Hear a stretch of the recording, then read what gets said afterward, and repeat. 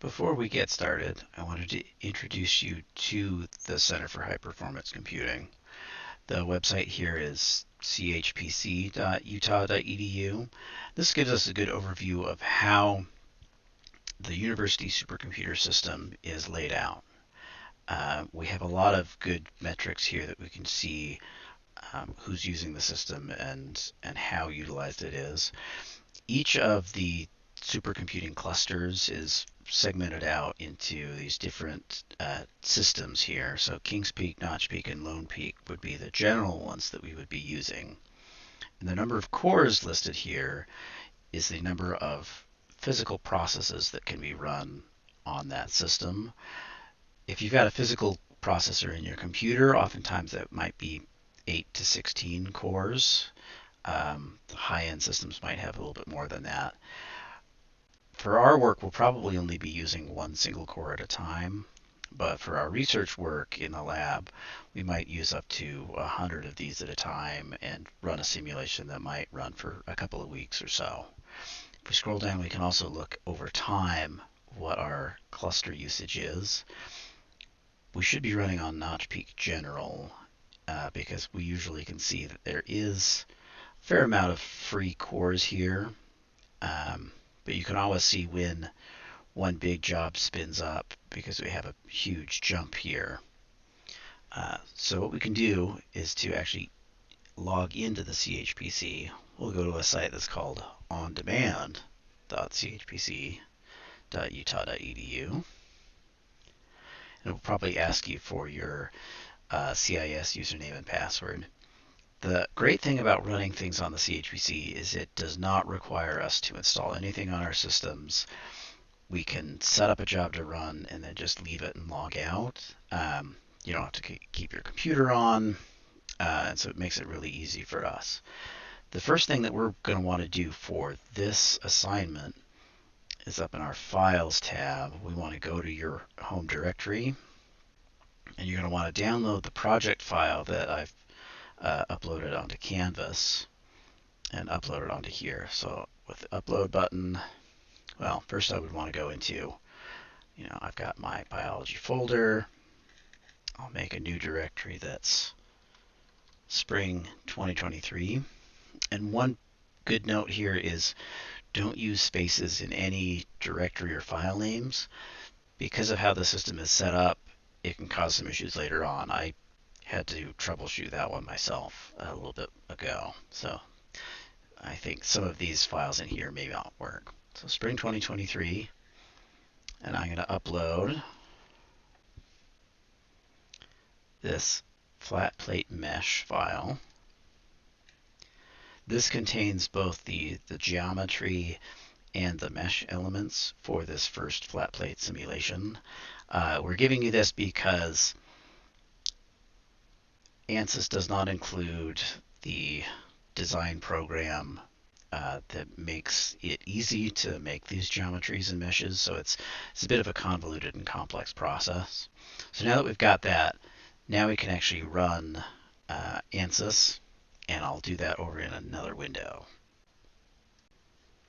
Even though you won't need to create the geometry or the mesh for this project, I do want to go over and show you exactly what that process entails, or the reason that we do it in this specific way. I'm going to access one of these nodes specifically called the Frisco nodes. The Frisco nodes are a set of computers set up that have dedicated graphics cards, and we'll need to use them for the geometry and meshing phases because there's some graphical issues that could arise when we just run it through this on-demand system. So for this first one, you won't need to do it this way. I just want to show you for context. I'm going to start a new session.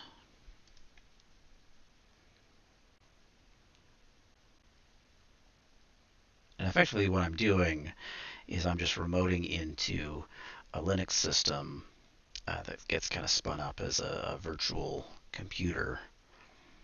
And so I can run anything from anywhere in the world, actually. Okay, so I'll have to type in a couple of these commands. And in a future assignment, I'll have these written down for you if you need to use it. So I need to load my specific version of ANSYS, and I need to forward my effectively the graphics card to this program. This WB2 is Workbench, which is the ANSYS workbench.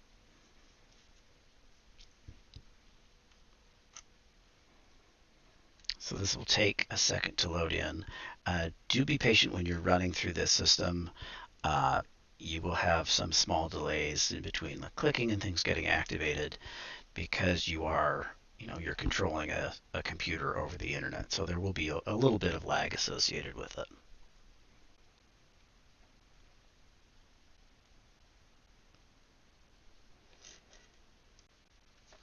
So now that we are in Workbench, we're going to want to open up the project file that was on Canvas. So it's actually this one here, WBPZ file. And then when you open that up, it'll immediately ask you to also save it. And that's because our project file here is kind of like an archive or a zip file of all the different steps. And so it wants us to save it to a separate spot. So I'll save it here. I already opened this one before, so I'll just save over it.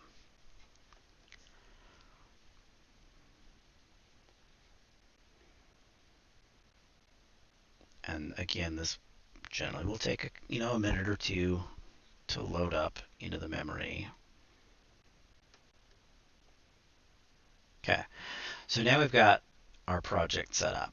Because normally, if we were starting from scratch, we would take and drag and drop a fluid flow simulation here, and we would have to go through these steps one by one: the geometry, the mesh, the setup, the solution, and the results.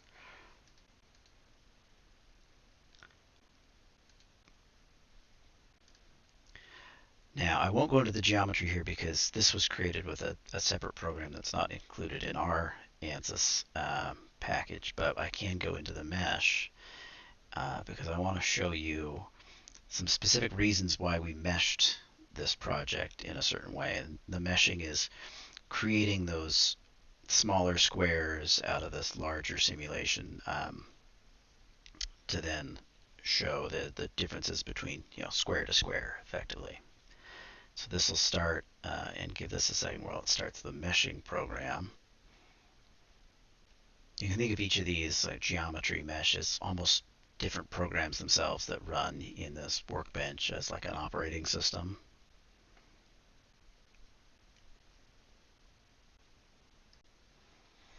Okay, so now we are in the meshing process here. You won't have to worry about this, but I'll just show you how this one is set up. What we've done is we've created a two-dimensional flat plate. Think of this as looking into the front of like an aquarium or something like that. We've got this dimension here, this 1 meter, and this is 0.5 meters.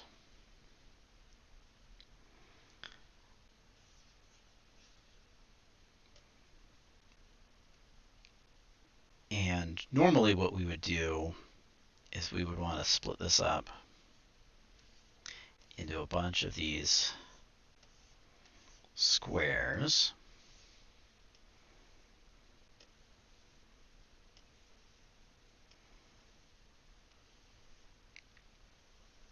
Because through the finite element process, we're looking at what the difference between either pressure, temperature, or velocity from square 1 to square 2 is, because that difference is going to drive flow, either that fluid flow or temperature flow or mass flow as well.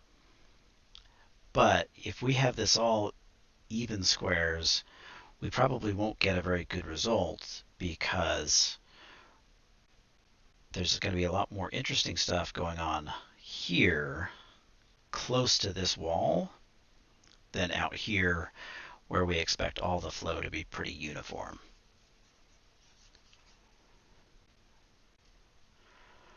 So what we do is rather than have a uniform mesh, we actually set this up such that the mesh elements up here at the top are relatively large, and we get smaller and smaller as we get closer to this bottom wall.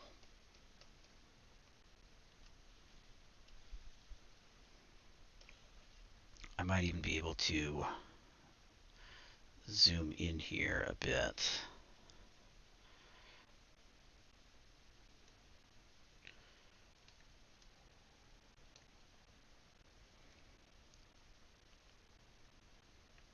Let's see, the zoom that I want is probably this one. You'll want to play around a bit in these programs because it does take a little bit of time to get used to this. So you can see these elements that are very close to that bottom wall are much tighter spaced, where our normal element, let's see,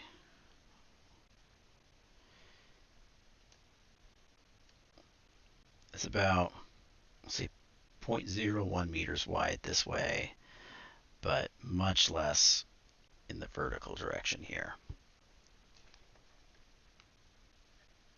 What we also do in this step is each of these walls, we need to make sure that we name them properly so we know how to deal with them later on when we're setting up our calculation. So we want to make sure that our bottom here is a wall, our left side is an input or an inlet, and the top is an inlet, and then our outlet is on the right hand side.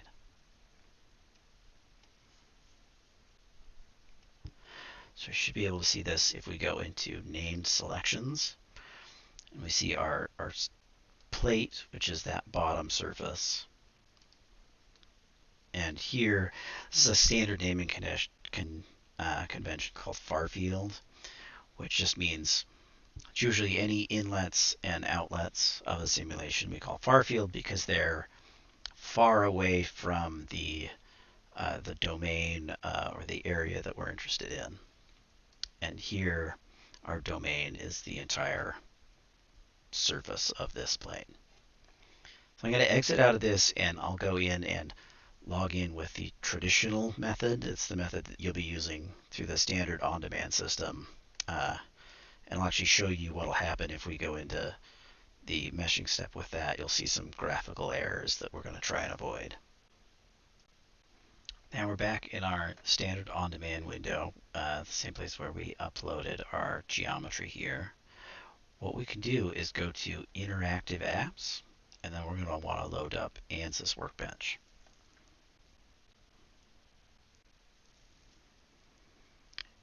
And we can get a bunch of different settings for this. We obviously will want to run the most up-to-date version. We'll run on that Notch Peak cluster. The defaults here should be fine. 4 cores, 1 node, and then 2 hours. If you do think that you'll be spending more than 2 hours setting up the simulation, you certainly can increase this, but it probably wouldn't take you that long. The simulations themselves will run pretty fast because we're running some pretty simple simulations. And then we just need to click Launch. This then puts us in a queue for a second, and because we're starting to load up a virtual interface, and then boom. Okay, now we've got our session running with 4 cores on 1 node. You can adjust these if you've got maybe a limited internet connection, maybe want more compression. You won't be using as much data, but I generally do like to go, low compression and high image quality. So then click Launch ANSYS Workbench, and we're launching into this just as we did before when we directly connected to those Frisco nodes. Now, because I already had that project made, I can just load up the WBPJ. So the J is the actual projects themselves, and those Z files are ones that are like archived versions that you would download to import a project. So I'll load that one up. And because I was using it in another version of this, it says it's locked, but that's fine. I'll unlock it.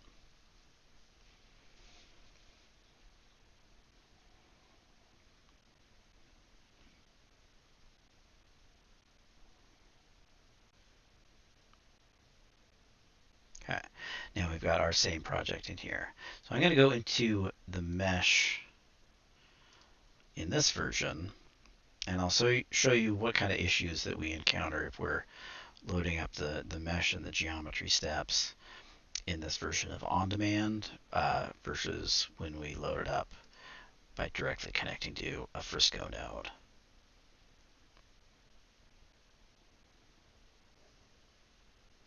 Now that we're over into the meshing step, everything looks normal, everything seems to be fine for the moment, but once we go over to the mesh and actually mouse over into our main window, we see a bunch of that stuff disappears.